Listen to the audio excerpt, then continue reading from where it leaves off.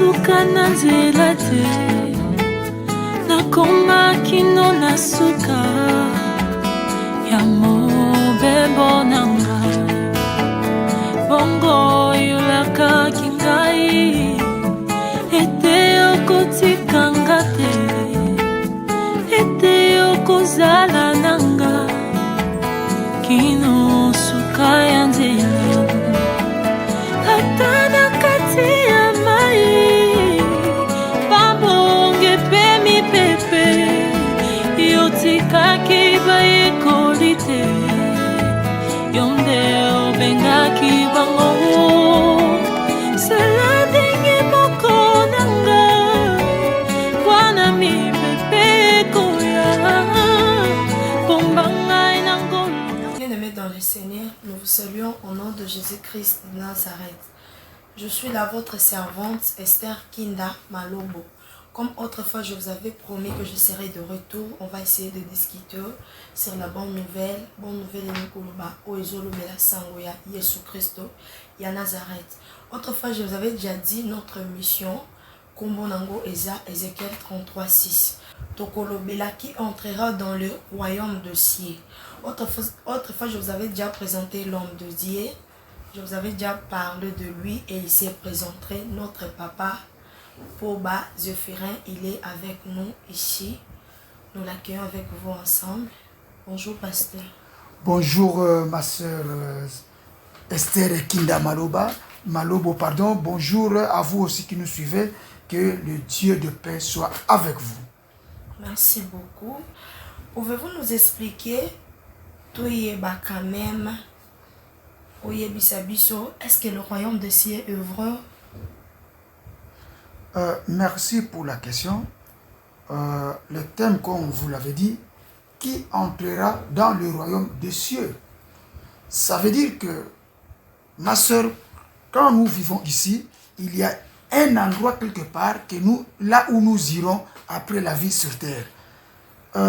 Est-ce que ce royaume est réel et est-ce que ça existe? Je vais vous dire ceci.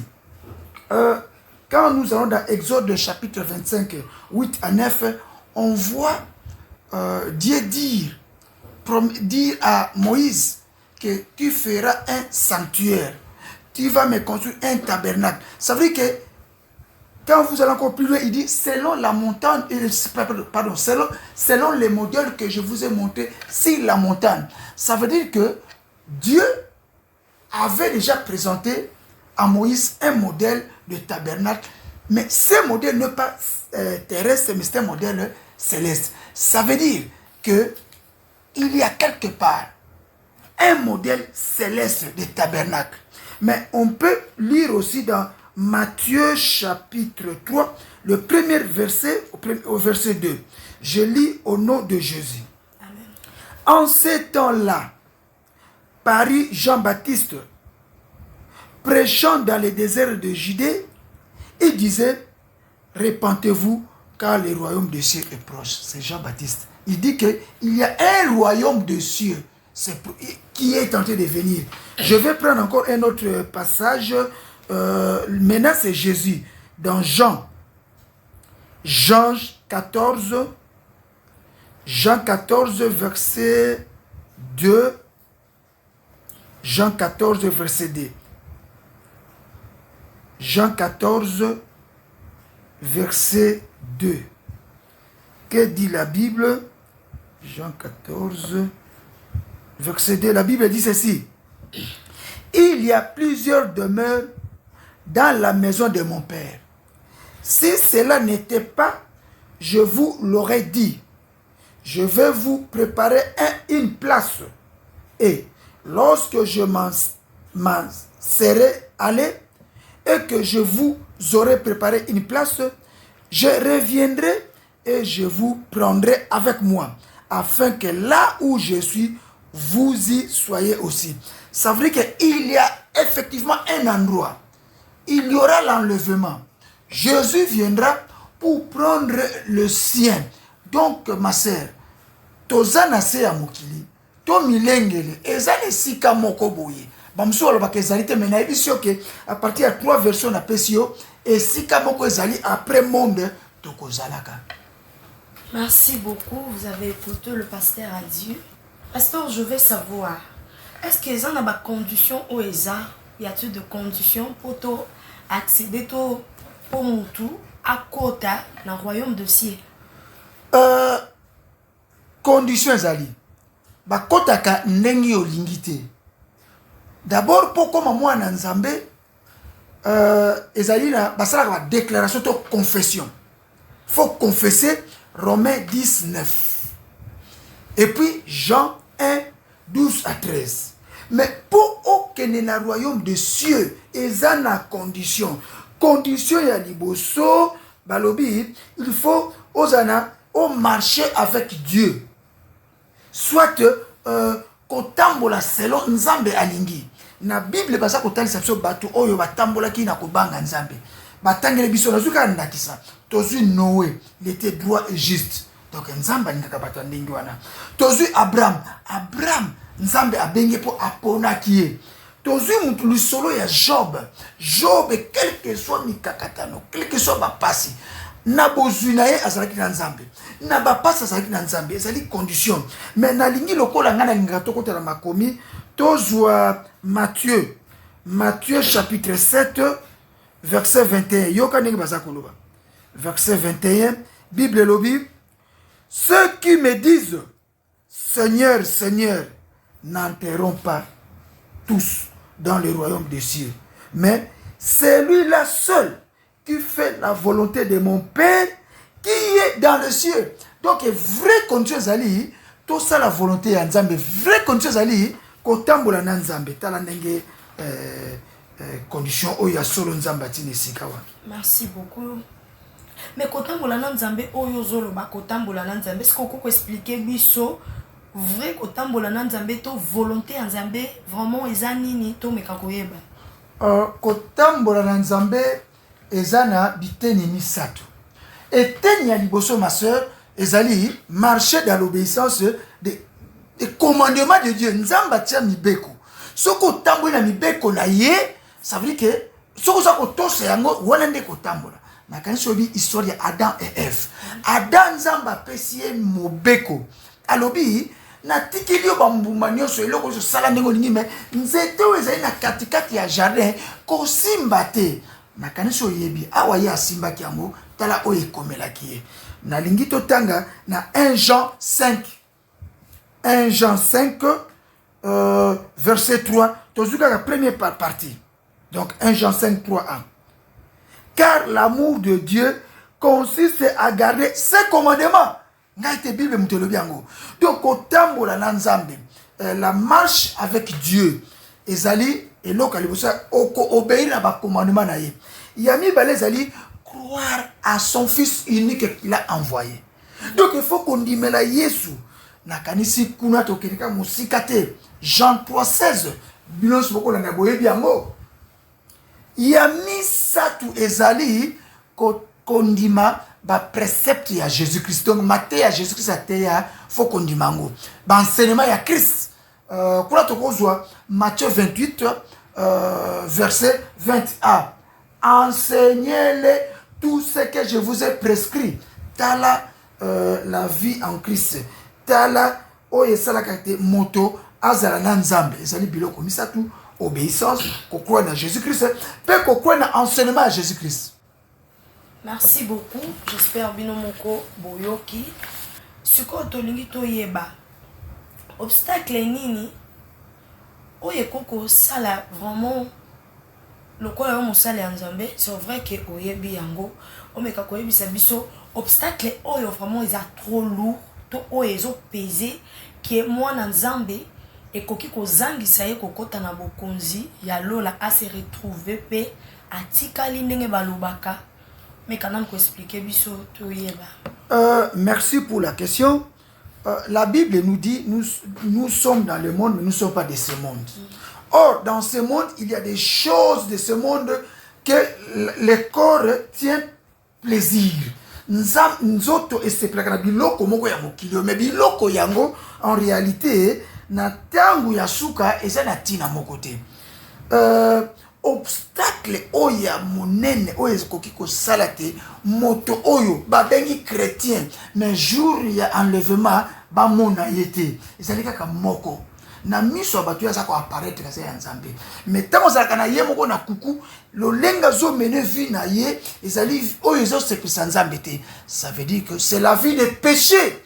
La vie de péché neza kokabola moto na nzambe. Vie de péché nzambe aza komona yo lisusu te oza kovivre réellement mais na kotala na mozindo ozali ya kokufa. Na kanisi totanga Romains 6:23 yoka ndenge lobi Romains 6:23 car le salaire du péché c'est la mort mais le don gratuit de Dieu c'est la vie éternelle en Jésus-Christ notre Seigneur. Ça veut dire que don gratuit nzamba pesi biso ezali leto kangamina Yesu donc tokozala éternellement ata tokufi ata nzoto ekufi mais na bonzambe tango tokosekoka tokozala kana ye. Donc nabokuse c'est la vie de péché qui peut empêcher quelqu'un d'entrer dans le royaume de cieux.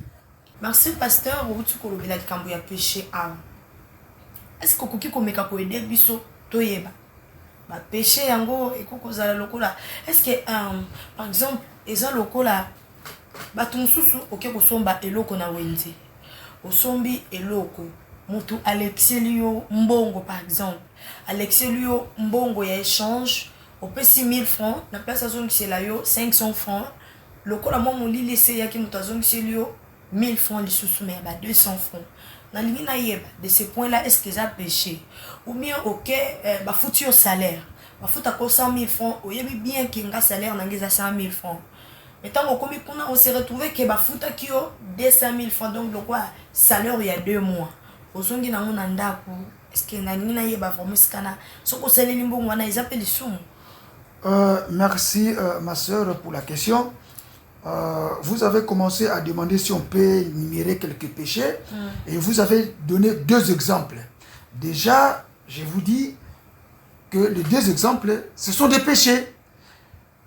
Osombi eloko 500. Bazongi silio mbongo pour moli les alaki. Ya esa chance na yote. Remettez l'argent d'autrui. Bafuta ka olobi 100 000 francs congolais. Sikoyo babo sa ngolo ba pesi 200 000. Remettez les 100 000 moussoussone. C'est un péché. À propos de péché, je vais donner 2 versets. Et tangela biso yango moko. Vous savez, nous sommes ici. Je suis la sentinelle des Écritures. C'est mieux que les Écritures puissent mieux parler. On va lire la Bible dans Corinthiens, 1 Corinthiens chapitre 6 verset 9 à 10 et puis on prendra aussi 1 Timothée chapitre 10 1 Timothée premier chapitre le verset 10 et de là je vais tirer ne fût-ce que 2 exemples pour essayer de commenter. Ba péché zali ebele makamsu osala kokanisaka nzamba mona kangote ya tika totangela yo nazwi na 1 Corinthiens chapitre 6 le verset 9 à 10 je lis au nom de Jésus. Ne savez-vous pas que les injustes n'hériteront point le royaume de Dieu? Ne vous y trompez pas, ni les impudiques, ni les idolâtres, ni les adultères, ni les efféminés, ni les infâmes, ni les voleurs, ni les cupides, ni les ivrognes, ni les outrageux, ni les ravisseurs n'hériteront le royaume de Dieu. Tala batangi ebele wana. Na bakisi na muyibi keba.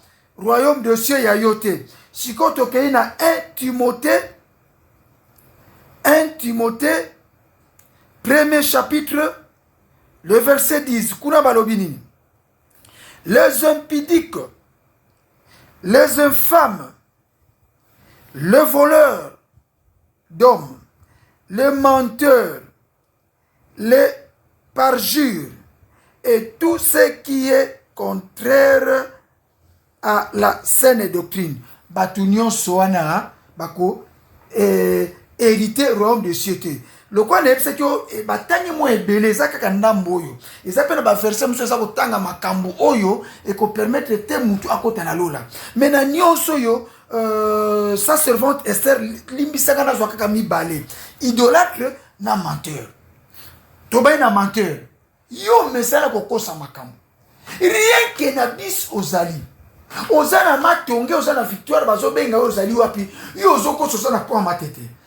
Rien que mensonge na vie na ozo kanisa que ça mensonge à mouké, mais au raté royaume. Ça veut dire que si Jésus revenait maintenant, toi tu ne seras pas éligible parce que tu es menteur. N'oublie pas, la Bible nous dit que Satan ou le diable est le père de mensonges. Donc yo tata na yo koko na yo ezali Satan le diable.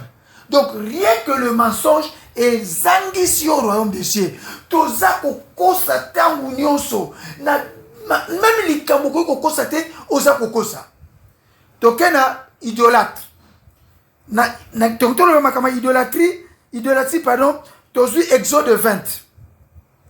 Exode 20 yoka ngeza koloba pona idolâtrie. Exode 20 na verset 3 na tina 5. Idolâtrie. C'est grave, hein? Suivez. Tu n'auras pas d'autre Dieu devant ma face. Nzamba lobi na mutu okozala na nzambe mususe liboso nanga. OK.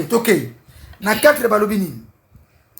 Tu ne te feras point d'image taillée. Ça veut dire que maman, tu ne te feras point d'image taillée. Ça veut dire que nazu ekeko moko boye na sala mo forma moto na tiango liboso bi oyo nzambe na ngai. Nzamba za na kanda. Soki yo na ndaku no otia bikeko ngai te. Sinzila yeka ko benda yo matoi po obima nesika na po un jour tous allons enlever ensemble. Longola bikeko na bwaka yango. Babakisi.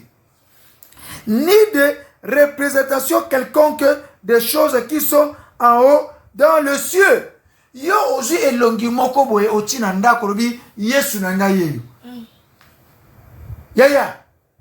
Qui avait photographié, c'est Jésus-Christ, c'est là. Ma soeur, tant que Jésus-Christ a salaki il y a 2000 ans, photo est zalagati. Mais yo zu photo moko songolo, otina magasin na yo, otina ndaku, otina chambre, otina mutu ambetu. Donc o mi pesina na Yesu wana. Yaya, o raté royaume des cieux. Mais na kasi lokoza ko landa biso, o ko raté parce que sûrement lokola makamweze ya Bible za yangaite na kasi o ko changer. Yoka balobi qui sont en bas sur la terre et qui sont dans les eaux plus bas. Nazongeli 4. Tu ne te feras point d'image taillée ni de représentation quelconque des choses qui sont en haut dans le ciel, qui sont en bas sur la terre et qui sont dans les eaux plus bas que la terre. Tu comme à 5 pour ça, tu ne te prosterneras point devant elle et tu ne le serviras point. Car moi, l'Éternel, ton Dieu, je suis un Dieu jaloux qui punit l'iniquité de père sur les enfants jusqu'à la 3e et la 4e génération de ceux qui me haïssent. Bafuka melaka bikekote. Kofuka melaka bikekote. Soki yo ofuka melaka mutu moko songolo. Yeba ke lola esi orate yango. Mokolo ya enlèvement yo ozalité. Photo, bikeko, biloko ndenge na ndenge yaya ozangi royaume des cieux. Merci beaucoup pasteur. J'espère que lundi bien parce que nga natikala ki kimia na boya ki kokata po to yo kaye vraiment malembe to landaye vraiment bien. Tu es vraiment conscient que loko wana eza ya yote. Oza vraiment conscient que loko zo les amabe. Oza vraiment conscient que oyiba ki loko wana. Mais tu t'entêtes au vandi non nango. okenda esika moko bapesa yo eloko moko esala yo lokola couverture. Nous ne jugeons pas les gens, je vous demande. Nous ne sommes pas là pour vous juger. Moi non plus, je n'ai pas les droits de juger, car le jugement c'est pour Dieu lui-même. Nous ne sommes pas là pour vous juger. Nous ne sommes pas là pour vous dire que nous avons vu ça. Nous ne sommes pas là aussi pour prophétiser. Toujours prophétiser pour la binoté. Mais nous, en tant que les enfants dédiés, toujours rappeler bino kaka. Que l'isumu, oyo ya mukena ya munene zalakate. Tout péché, nenga musala nzamba utukuluba. L'isumu nyonso eza l'isumu. Arrêtons ya cause à la pencher, surtout aujourd'hui, pasteur. Et là, on a moni. Biso souvent bandimi, on est plus fan de nos pasteurs. On est plus fan ya batu oyo biso tozondimela. Mais nous oublions que la Bible refuse le quoi ba utu kotangela biso makome awa. Bible est boy ko fuka melanzambe mosusu. Mais nous aujourd'hui tout ce que nous voyons est ça. Nous respectons nos pasteurs de plus que Dieu lui-même. Nous avons plus confiance. Oui, la Bible, je sais que la Bible le dit. Tous allons avoir confiance en ma pasteur, on a mis sur tout linga bango, peut tout soutenir bango. Mais ma béboko oyonga dans un monde eza, nous n'avons plus confiance à ces dieux-là que nous avons créés. Nous n'avons plus confiance à notre foi. Mais tout ce que nous savons, eza, ceux qui n'a yebi le pasteur, n'a yebi na pourquoi, n'a yebi que l'obi eza dimanche, ceux qui n'a kei. Et puis je serai pardonné. Oui, s'il vous plaît, ma soeur, ce sont les pasteurs qui sont en train de faucher les enfants de Dieu. Parce qu'ils veulent faire croire au peuple de Dieu qu'avant de passer chez Dieu, il faut passer par chez lui. Or, la Bible nous dit dans 1 Timothée chapitre 2, verset 5, il y a un seul intermédiaire entre Dieu et les hommes, c'est Jésus-Christ. Alors, le coup la passé à ça comme Italie, ça qui yende, ce qui était yo comme on nzambete, ça veut dire que tu pèses bango valeur. Té, ngai pasteur, bandeko ba pasteur, il y a biso mosala, totalisa bandeko, bananzambe, Yesu. Ce qui aussi à comprendre ma comme c'est siri, nazali seko te na sa mabele pour nazala kaka na ye. C'est ça le problème. Merci beaucoup papa. Maintenant, nous voulons savoir que faire pour vaincre le péché ou et le connaît pour se retrouver vraiment dans l'issue qui m'a longa yango. Merci, sa servante Esther, pour la question. Comme nous savons, le thème c'est que faire qui entrera dans les royaumes des cieux.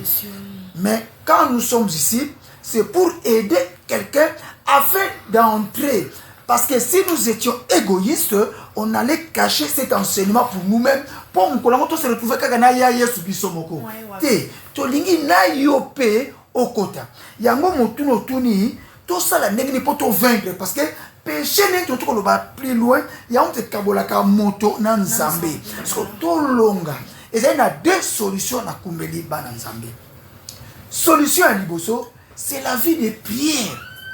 Yaya, oyebi ntango tosambelaka, tokotaka en communion na Nzambe.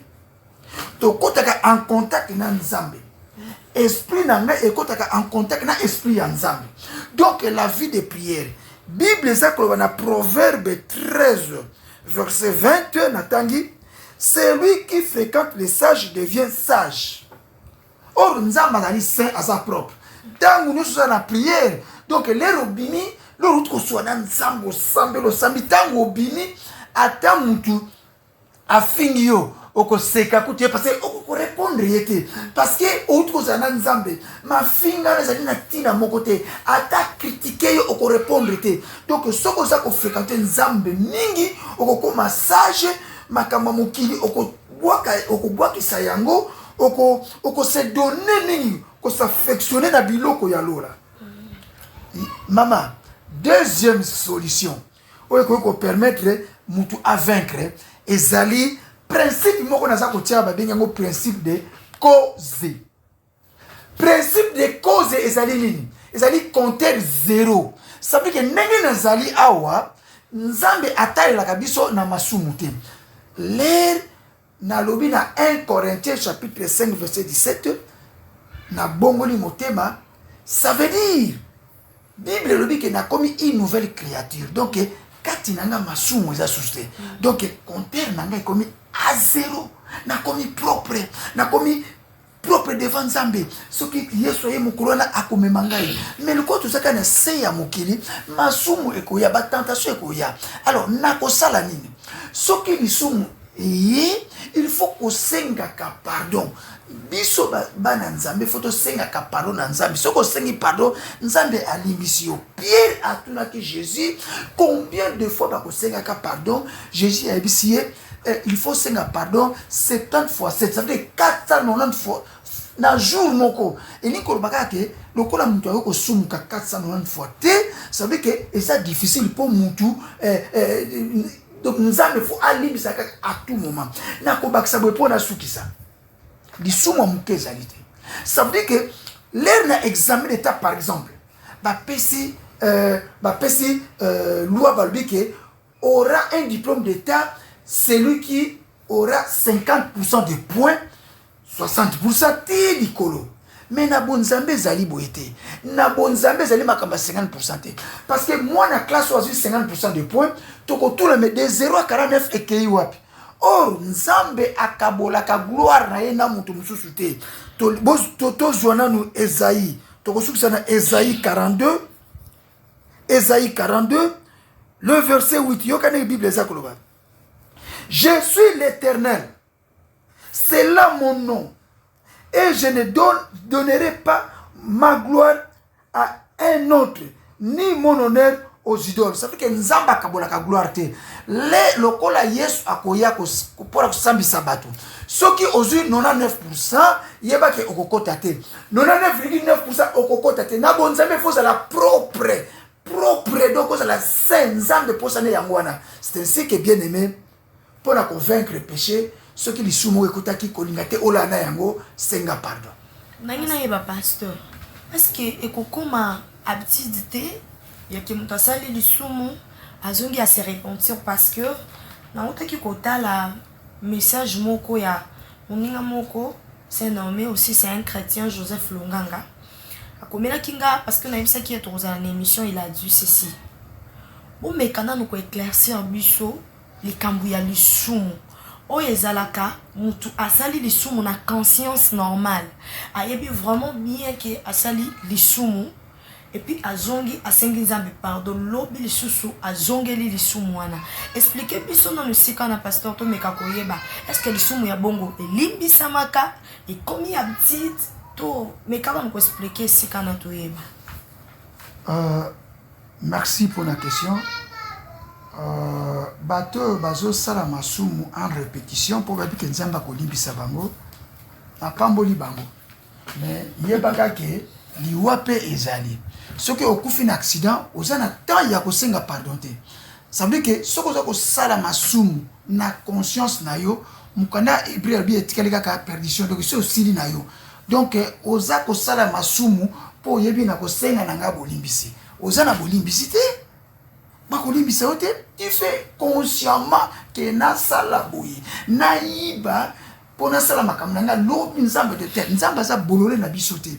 Donc c'est vrai que mon candidat, il y a Matthieu chapitre 6, 9, et ça, Matthieu 6, 6, tu as matin, et ça, ce qui est comment prier, donc, Père, pardonne-nous comme nous pardonnons aussi à ceux que nous, osons comprendre. Mais, biso peut faut te limiter, mais na rythme wanate, na rythme, na conscience, ok, au soumuki, au sengi pardon, en tout cas, na limite au kokota. Pour liwa eko surprendre yo. Merci beaucoup. Boyo Kindeng Moussala Nzamba lobby.